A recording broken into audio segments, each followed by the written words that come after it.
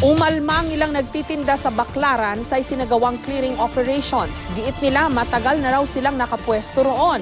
Kaya pag alis ng otoridad, balik sa pwesto muli ang mga tindera. May report si Rida Reyes. Bahagi ng Routes 11 at 12 na mabuhay lanes ang kahabaan ng Redemptorist Road sa Baclaran sa Parañaque. Pero imbes na maging alternatibong daan para makaiwas sa traffic sa EDSA at sa Rojas Boulevard, nagiging tiyanggian ito sa dami ng pwesto ng mga tindahan. Kaya dito nag-clearing operations sa MMDA at ang Parañaque Police.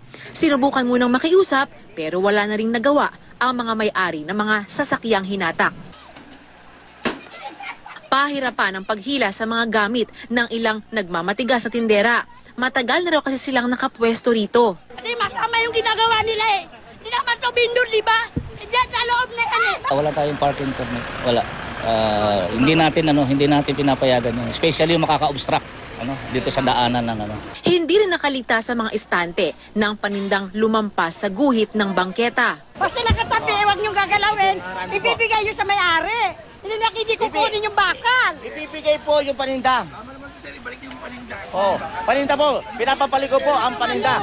Pero pag alis ng MMDA, balik sa pwesto ang mga tindera. Papalik-balik na lang po tayo. Akala niyo siguro, nakaalis na po kami. Hindi po kami magsasawa. Hindi po kami mapapagod. Nakakapunta po rito. Sinuyod din ng clearing operations team pati secondary roads sa paligid ng Baclaran bilang paghahanda sa APEC Summit.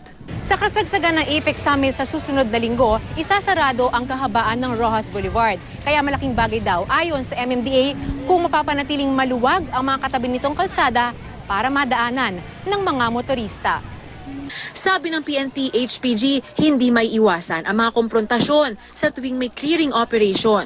Handa raw nila itong intindihin pero hiling din nila ay respeto at pangunawa.